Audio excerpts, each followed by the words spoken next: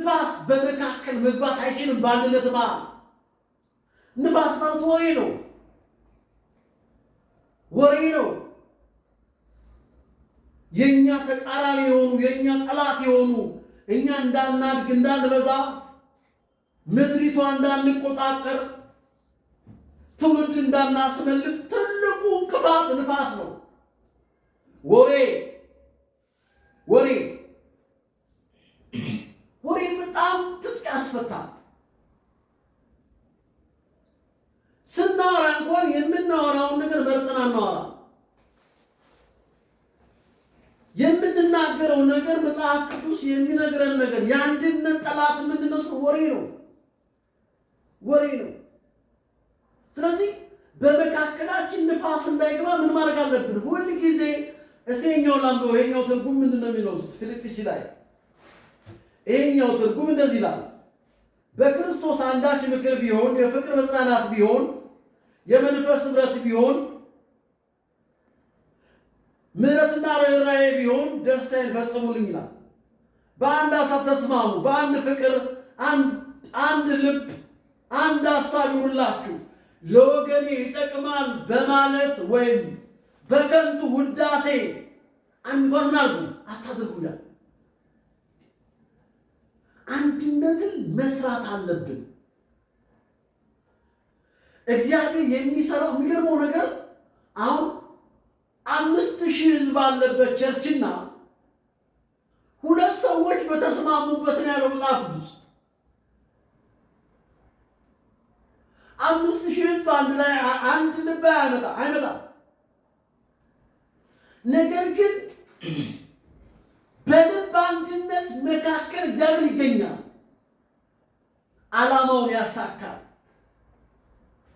ዓላማውን ያሳካል ማለት። ስለዚህ ምንድነው እንድንማር ከክርስቶስ የተፈለገው ሲባል የመጀመሪያው ነገር ፍቅር ነው። ፍቅር ነው የምንማረው። እሱ እንዲሁ ነው የወደደን። እንካ በእንካ ፍቅር የለም እሱ ጋር። በነገራችን ላይ የአዲስ ኪዳን መሰረት ፍቅር ነው። ወንጌል የሚሰበከው በምንድን ነው? በፍቅር ነው። የምናገለግለው በፍቅር ነው። ወደን ፈቅደን ነው የምናገለግለው። ስለዚህ የመጀመሪያው እዚህ ጋር ሊያስተምረን የፈለገው ነገር ምንድን ነው? ፍቅር ነው። ሌላው መጽናናት ነው። የፍቅር መጽናናት ይለዋል። ሰዎች ፍቅር ሲኖራቸው ይጽናናሉ። አንዳንድ ሰው ሲሰጥሩ ፈካ ይላል ፊቱ። ባንሰጠን ባይሰጡንም ልንወዳቸው ልንንከባከባቸው ይገባል። ሌላው የመንፈስ ኅብረት ነው። በመንፈስ ምን ማለት መተሳሰር አለብን። እኔም ማስበው ሙሉ ጌታ ውስጥ መኖር አለበት። ሙሉ ጌታ የሚያስበው እኔ ጋር መኖር አለበት። ለምን? የልብ አንድነት አንዱ መለኪያው ምን ማለት ነው? እኔ ሳስብ አብየል ጋር ይገኛል። የመንፈስን ኅብረት መጠበቅ ነው። ሌላው ምሕረትና ርኅራኄ ነው። ምሕረት እናድርግ። እኔ እኮ ትንሽ ነገር ትበቃኛለች፣ በቃ ወደ ነው ግንፍል የምለው ወደው ምሕረት አለ። በቃ ምሕረት አለ። የፈለገ ነገር ብትናደድ፣ የፈለገ ነገር ብንጣላ ምን ማለት ነው? ወደው ምልስ ብለን ምን እንሁን? የምሕረት ሰው የርኅራኄ ሰው እንሁን። በጣም የሚገርማችሁ ነገር እኔ መጽሐፍ ውስጥ ላይ የሚገርሙኝ እንግዲህ ትሁት የሚባል ከመጽሐፍ ውስጥ ከሰዎች መካከል ሙሴ ነው። ምን ቆጦ ነው ይለዋል መጽሐፍ። ቆጦ ነው ግን ምን ይለዋል መጽሐፍ? ትሁት ነው ይለዋል። ምን ማለት ነው? ልቡ ምልስ ነው። እዛው ልክ ሄዶ አይቸነከርም። የሆነ ነገር ቆንጥጦ ይዞ በቃ አለቅም። እኔ ባህሪ አይባልም። ባህሪ የሚባል ነገር የለም። አሮጌውን ሰው ማውለቅ ነው። ዕለት ዕለት ማውለቅ። እያወለቅ ነው። ትህትና እንለብሳለን፣ ምሕረት እንለብሳለን፣ ርኅራኄ እንለብሳለን። ስለዚህ እግዚአብሔር የሚደሰተው በዚህ ነው። ይውላችሁ ደስታ ይፈጽሙልኛል። ከዛ የእግዚአብሔር ደስታ የምንፈጽመው የፍቅር መጽናናት በመካከላችን ሲኖር። መታየት እኮ ፍቅር እኮ ነው። ይሄው ዕብራውያን ላይ ይሄው ቁጭ መልካሙ የሚናገር እንደ እግዚአብሔር ከቁጥር ዕብራውያን ምዕራፍ 10 ከቁጥር 24 ጀምሮ ወይንም 23 የተስፋ ቃል የሰጠ የታመነ ነውና አለና እንዳንነቃነቅ የተስፋችን ምስክር እንጠብቅ።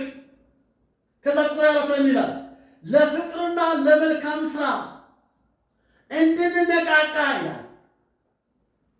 እርስ በርሳችን እንተያይ። መንፈሳዊ ነገር መተያየት ምን ያደርጋል? መነቃቃትን ያመጣል። መተያየት ምን ያመጣል? መመካከር አለው ውስጡ። ስንገናኝ ስለ ኑሯችን እናወራለን፣ ስለ ገጠመን ችግር እናወራለን። ስናወራው አንዱ ያንዱን በምክር ይፈታዋል። ስለዚህ እያለን ያለው እንዲህ ነው የሚለን እርስ በርሳችን እንተያይ ይላል። ቀጥለና ምናምን በአንዳንዶች ዘንድ ልማድ እንደሆነ ቸርች ሜን አንዳንዱ ልማድ ነው አይደለም። እኔ እዚህ መጥቼ ከቤቴ መጥቼ እዚህ ስቀመጥ እና ቤት ያለኝ ልዩነት አለ። ደስ ይለኛል። በቃ ይሁን የለም እርክት ላለው ሲመጣ እዚህ መጥቼ ምንም ማንም አይኑ ቁጭ ብዬ ሳነብ የራሴን ነገር ስል በጣም ደስ ይለኛል። በተለይ የእግዚአብሔር ፍቃድ ያለበት ቦታ ስትቀመጡ እርካታ አለው፣ በረከት አለው። የእግዚአብሔር ፍቃድ እዚህ መሆኑንማ ካላወቃችሁ ሂዱ፣ ሌላ ቦታ ሂዱ። እግዚአብሔር ተቀመጡ ያላችሁ ቦታ ላይ ተቀመጡ። እሱ ነው ምን የሚሆነው? በረከት የሚያመጣላችሁ። ሰላምና እርካታ፣ ሰላምና ደስታ የሚሆነው እግዚአብሔር ተቀመጡ ባለን ስፍራ ስንቀመጥ። ምንም ነገር ብናረግ ልማድ አይሆንብንም። ትክክለኝነት ይሰማናል። ያኔ በአንዳንዶች ዘንድ ልማድ እንደሆነ መሰባሰባችን ምን አንበላለን? አንተው እርስ በርሳችን ከዛ ምን እንበል? እንመካከር ይላል። ምን ስንሰበሰብ ቤተሰብ ወላጅና አባትና እናት ሲኖሩ ልጆች ሲመጡ ሙሲ ልጆች ዛሬ ፕሮግራም አለኝ አንድ አፕሊኬሽን ላይ አለና በጣም ይገርመኛል። እሱ ምንድነው እዛ ላይ ያለው ዓላማው? እኔ አንተን ፎሎ ካረኩ አንተ ለኔ ፎሎ መመለስ ግዴታ ነው። እኔ ለአንተ ከሰጠው አንተ ለኔ መስጠት ግዴታ ነው።